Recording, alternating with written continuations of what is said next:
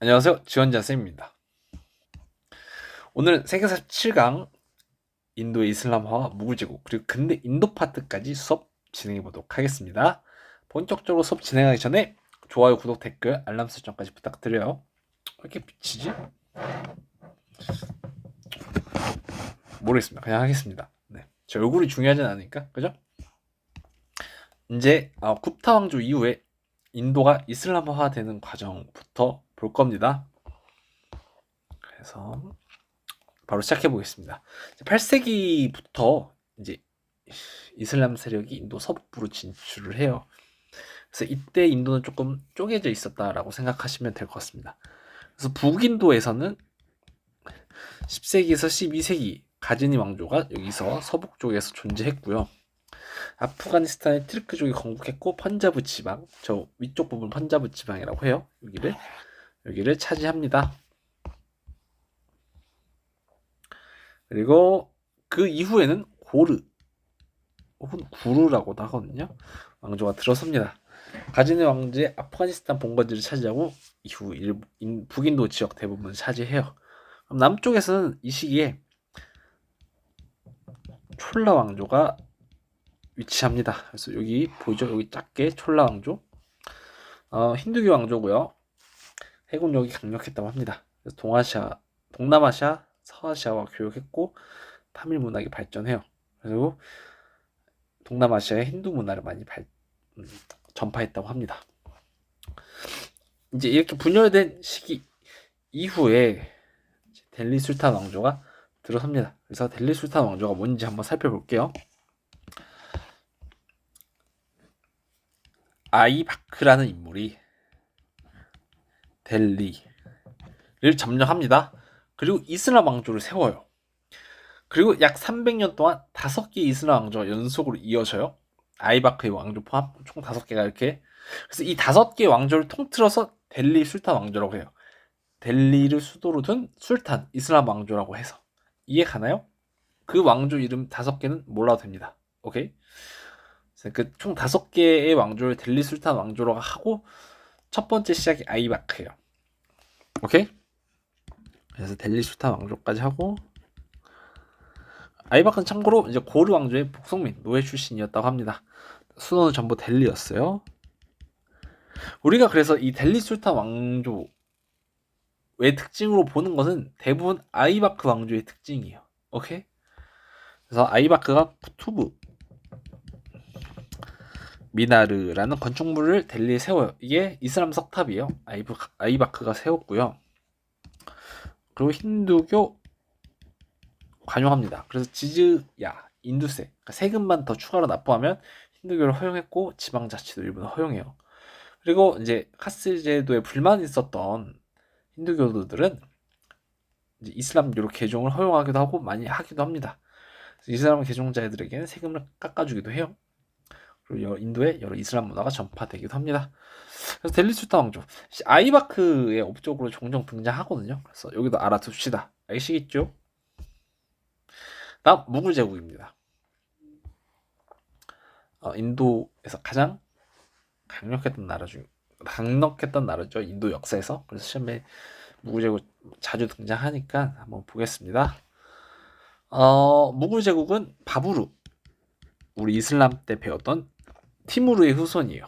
바부르가 아프가니스탄 점령 후 북인도를 침입했고요. 여기서 이렇게 들어왔고 이 노란 선이 바부르의 공격로입니다. 그래서 파니파트 전투에서 델리술탄 왕조에 승리하면서 델리술탄 왕조를 멸망시켜요. 이건 5개 중에 마지막 왕조겠죠? 그리고 무굴 제국은 1526년 건국을 합니다. 수도는 델리였어요. 무굴 제국 역시 이슬람 국가였습니다. 자, 그러면 우리가 무굴 제국에서 만나볼 인물은 총 3명이에요. 바부르, 아크바르, 아우랑제부인데 이 아우랑제부와 아크바르가 압도적으로 시험에 많이 나옵니다. 오케이? 이 두 사람의 업적은 구분해서 딱 알아두셔야 돼요. 아시겠죠? 자다가도 벌떡 일어나서 아크바르 잘잘잘, 아우랑제부 잘잘잘 이렇게 이야기할 수 있도록. 아시겠죠? 아크바르부터 보겠습니다. 북인도를 통일해요. 그래서 요 그 파란색 부분이 아크바르 때 영토예요. 아마 여기가 데칸 고원이에요. 고원 여러분들 아시나? 개마고원. 이 한국지리하는 학생들은 아실 텐데 땅 자체가 이렇게 높게 형성된 걸 고원이라 그래요. 그러니까 뾰족한 영토가 이렇게 오르면 산이라고 하잖아. 이렇게 평평한 땅이 이렇게 땅 자체가 올라간 걸 고원이라 그래. 뭐 왜 이렇게 형성됐나요? 이런 거는 한국지를 가면 자세히 배울 수 있어요. 우리 세계사니까 그런 거 몰라도 되고. 어쨌든 땅 자체가 높기 때문에 여길 넘어가기가 쉽지 않아요.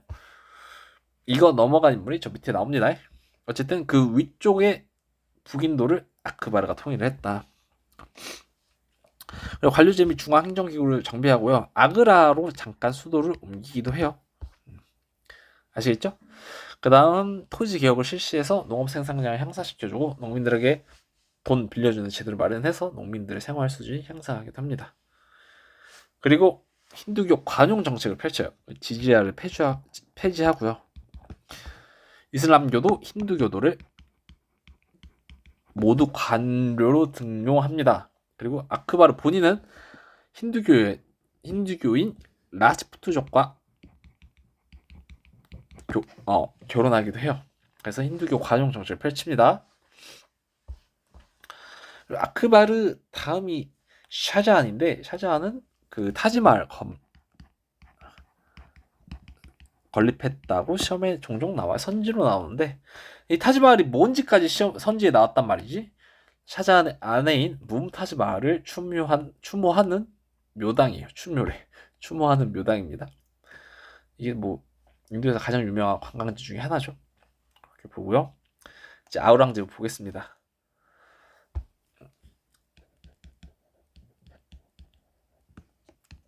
데칸고원과 포함 남인도를 정복해요. 그래서 요 보라색 부분, 여러분 보시는 보라색 부분이 아우랑제부가 추가적으로 확보한 영토고요. 잦은 전쟁으로 재정이 악화됩니다. 그리고 가장 중요한 거 이슬람 제일주입니다. 이슬람이 짱이야.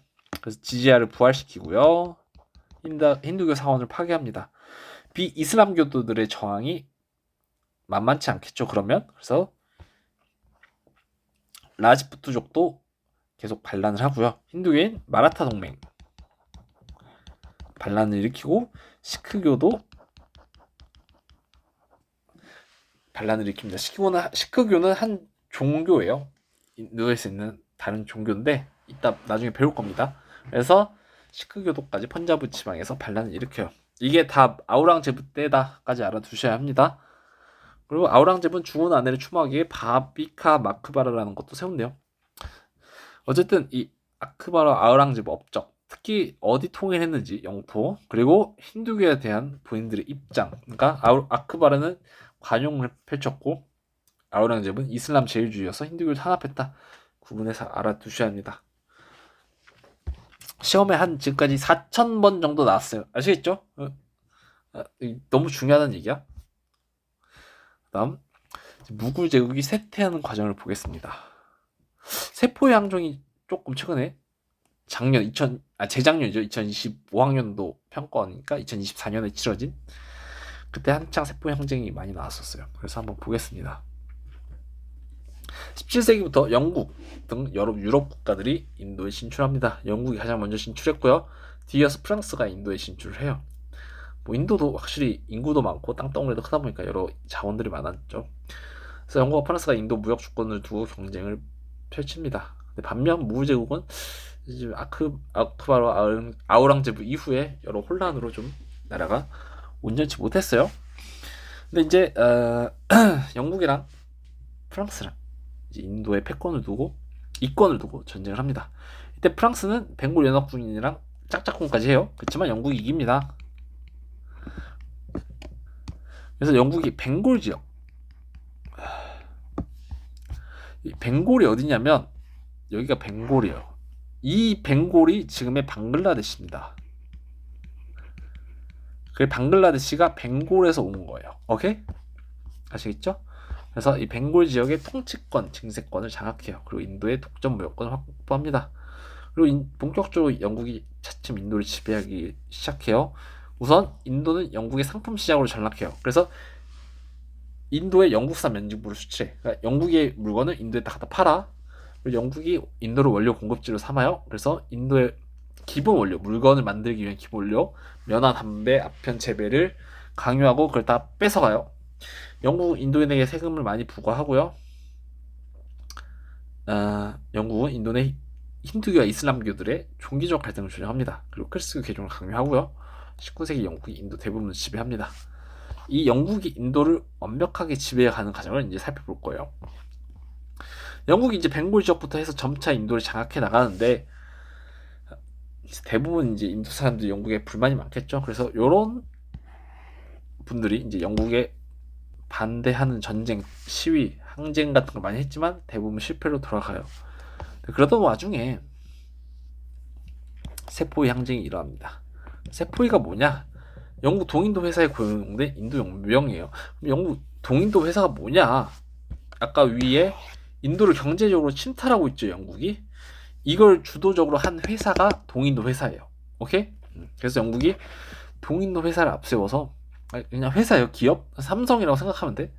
동인도 회사가 이런 일을 주도했어요. 그래서 인도에 뭐 영국 상품 판매하고 인도산 원료 싹 뺏어가고 이런 걸 동인도 회사가 주도했다. 오케이? 이렇게 하시면 됩니다. 영국 동인도 회사가 어쨌든 군대도 필요하니까 인도 용병들을 많이 고용해요. 걔들 세포이라고 합니다.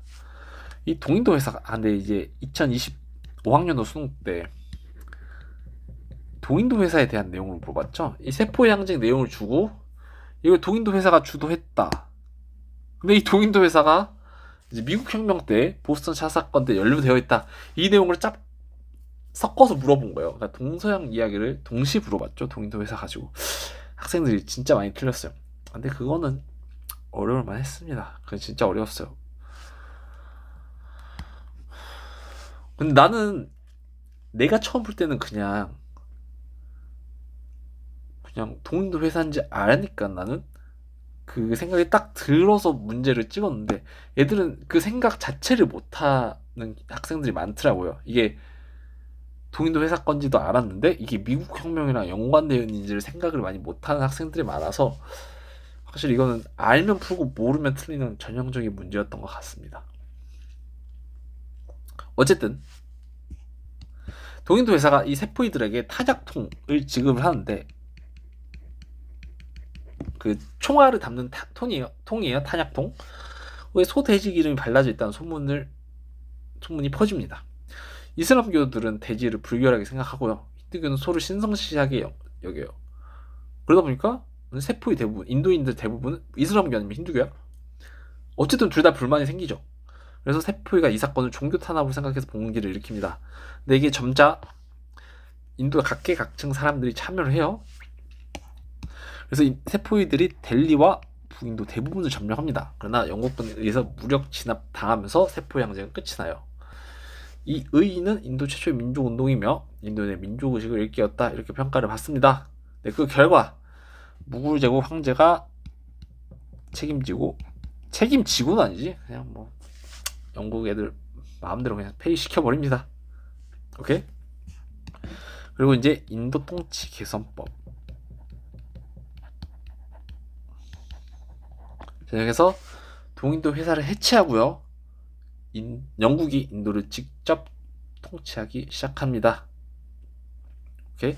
그래서 무굴 제국의 역사는 1526년부터 1858년까지예요. 이 인도 통치 개선법을 실시하고 무굴 제국 황제가 폐위되면서 무굴 제국의 역사는 여기서 끝이 납니다. 아시겠죠? 그리고 이제 1877년 인도 제국을 수립해요. 영국 빅토리아 여왕이 인도 황제를 겸임합니다. 그래서 뭐 진작 식민지였지만 인도가 이제 본격적으로 더욱더 한 발 더 영국의 식민지로 전락해요. 오케이? 이것까지 알아둡시다. 자, 그러면 이제 무굴 제국의 세태를 갖고 무굴 제국의 문화, 그럼 인도의 이제 동남아시아 문화 전파까지 본 다음에 근대 인도 파트를 볼 거예요. 아시겠죠? 근데 아까 이거 왜 이렇게 했냐면 지금 몇 주째 여러분들에게 어쨌든 얼굴을 보여드리고 수업을 하는데 이 피부가 너무 안 좋은 것 같아. 뭐 제가 뭐 얼굴로 강의하는 사람은 아니지만 그래도 여러분들에게 최소한의 예의는 지켜야 되지 않나 이렇게 해서 팩을 좀 다음에 꼭 하고 오겠습니다. 죄송합니다. 무구제국의 문화 볼게요. 무구제국의 종교에는 세 가지가 있습니다. 압도적으로 힌두교가 많고요. 한 92% 정도 돼요. 그 다음이 이슬람교가 많고 소수의 시크교가 있어요. 이 시크교가 단독으로 시험 문제에 나온 적이 있단 말이다. 보겠습니다. 시크교는 힌두교와 이슬람을 섞은 거예요. 누가 만들었냐? 이 나나크라는 인물이 만들었습니다. 그래서 펀자브 지방, 아까 봤죠? 그 북서부 지방, 퍼지부가 아니라 펀자브. 다시 보여드릴까?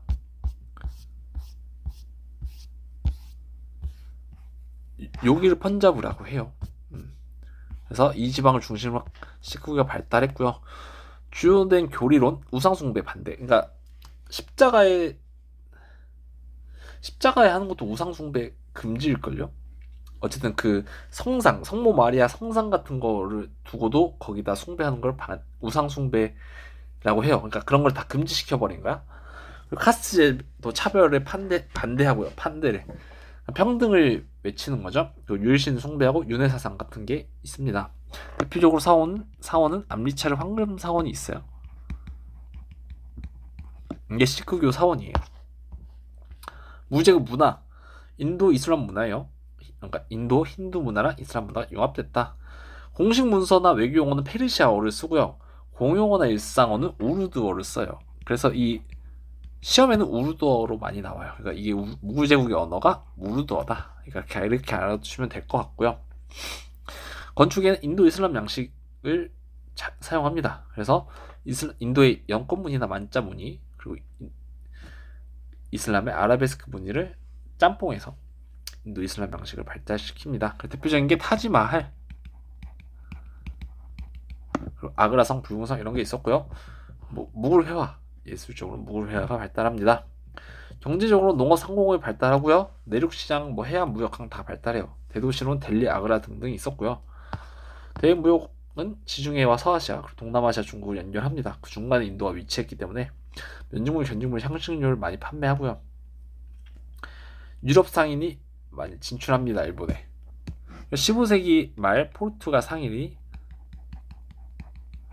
인도양 무역에 진출했고요. 17세기 이후에 네덜란드, 영국, 프랑스까지 인도에 진출합니다. 이렇게 알아두시면 될 것 같고, 인도 문화 동남아시아 전파, 이거 2021학년도에 처음이자 마지막으로 등장하고 잘 안 나와요. 그리고는 이제 선지로 종종 등장하는데 주로 나오는 건 이 두 개밖에 없습니다. 그래서 한번 보겠습니다. 아프가니스탄에선 바미안 불상, 캄보디아에선 앙코르 왕조 애들이 앙코르 와트. 이게 굉장히 유명하다던데, 역사적으로. 어쨌든 그래서 이게 캄보디아 경제를 먹여 살린다 하더라고요. 앙코르 와트가 힌두교 사원이고 이제 나중에 불교 사원으로도 쓰였다. 라오스에는 란창 와초 왕조가 불교 문화를 발전시켰고, 태국엔 수호타이 왕조에선 와트 마하타트를, 아유타 왕조에서는 라마야나를, 미얀마의 파간 왕조는 상자부 불교가 발달했다고 합니다. 그리고 인도네시아 샤일랜드라 왕조에서는 보로부두르 사원이 발달해요. 불교 사원이고요. 굽타 양식이 영향을 받았습니다. 그래서 샤일랜드 왕조의 보로부두르 사원도 알아둡시다. 찬냐 왕조는 프람바나 사원, 마자파잇 왕조는 이슬람교를 개종하고 향신료 무역을 독점했다. 뭐 이렇게 있는데 이 두 개만 나오니까 뭐 알아둡시다. 두 개만. 오케이? 좋습니다. 그다음 근대 인도의 민족운동 보겠습니다. 뭐 여기 다 잘 나와요. 브라마 사마지 운동도 나오고, 인도 국민회의, 콜카타 대회도 종종 나오고. 근데 인도 독립투쟁이 살짝 예선 출제가 좀 덜 되긴 하는데 한번 보겠습니다. 브라마 사마지 운동. 근데 이제 영국이 인도를 장악하고 사회적, 종교적 분야를 계속 주장해요. 힌두교와 이슬람교 싸움을 붙입니다. 그리고 경제적 수타를 강화하죠. 서양 근대 사상이 유입되면서 전개됩니다. 그래서 누가 주도하냐? 브라만인 람모한 로이가 주도합니다. 그래서 순수 힌두교 교리로 돌아가자 이런 걸 주장했고요. 악패습 중에 대표적인 사티, 라는 악패습을 폐지합니다. 남편이 죽으면 아내도 같이 화장하는 악패습이에요.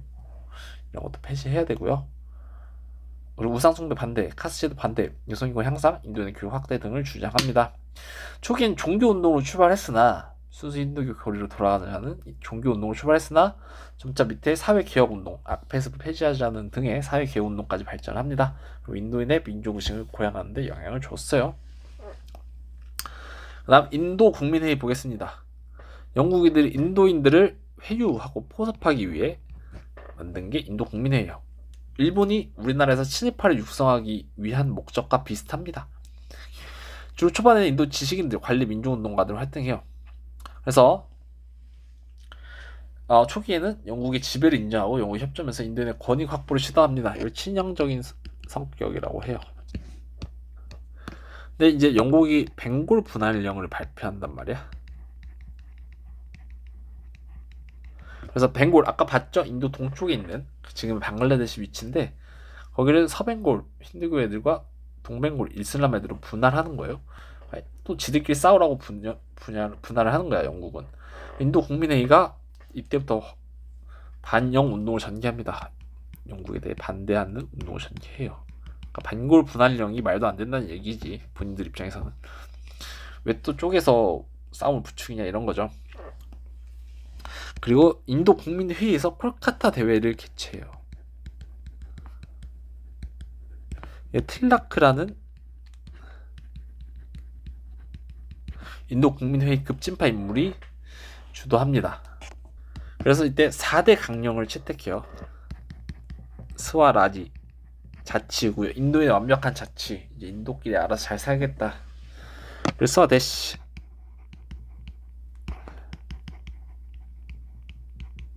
국산품 애용. 영국 상품 그러면 불매겠죠. 인도 국산품을 애용하자는 거니까. 그리고 국민 교육을 실시하자 이렇게 4대 교육 강령을 채택합니다. 근데 이때 이제 이슬람 애들은 벵골 분할령 기회로 세력 확장을 시도해요. 그래서 전 인도 이슬람교도 연맹이라는 걸 조직해서 영국은 이 전 인도 이슬람교도 연맹을 전 인도 이슬람교도를 가지고 인도를 분열시키려고 계속 회유를 해요. 그래서 이슬람교도인 전 인도 이슬람교도 애들은 살짝 인도 국민회의에 대항하기도 합니다. 그러나 어쨌든 이 벵골 분할령에 대한 불만이 인도 전국적으로 확대됐기 때문에 이슬람교도인 전 인도 이슬람교도 연맹도 인도 국민회의 콜카타 대회를 일시적으로 지지해요. 결국에 벵골 분할령을 1911년 영국이 철회합니다. 그리고 명목상 인도인의 자치를 허용해줘요. 다음 1차 세계대전을 발발했는데 인도는 영국으로부터 자치를 약속받고 1차 세계대전에서 영국을 도와주기로 합니다. 근데 1차 세계대전 이후에 영국이 당연히 약속을 안 지켜요. 오히려 영국이 인도 민족운동을 탄압합니다. 그래서 롤러법이라는 법을 제정해요. 인도는 영장 없이 체포하는 아주 나쁜 법이에요. 그래서 1919년 제정하고요. 인도 남성 10%에게만 선거권을 부여합니다. 그래서 이때 간디라는 인물이 비폭력,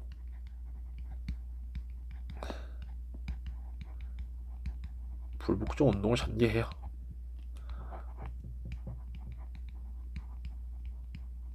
폭력 없이 영국에게 저항하자, 영국에게 복종하지 않겠다 이런 운동입니다. 롤러법 폐지와 인도인의 완벽한 자치를 요구하고요. 영국 상품 불매, 납세 거부 운동을 전개해요. 특히 영국이 소금에 세금을 매기려고 소금법을 제정하거든요. 그래서 소금 행진. 그래서 간디는 근데 심지어 그 소금에 세금을 매기는 것도 모자라서 소금 생산도 영국만 할 수 있게 해요. 그러니까 영국이 무조건 소금을 생산하고 거기에 세금도 왕창 뿌려서 비싸게 파는 거죠. 그러니까 간디 및 인도인들이 그럼 내가 직접 소금 캐서 쓰겠다.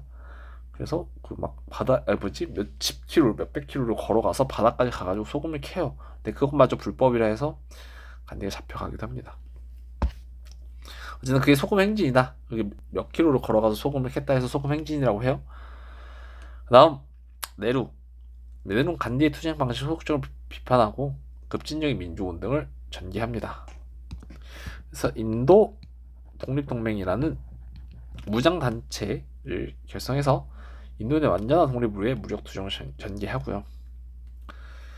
결국 영국은 신인도 통치법을 제정해서 인도의 자치를 허용합니다. 다만 외교권 군사권은 영국이 갖고요.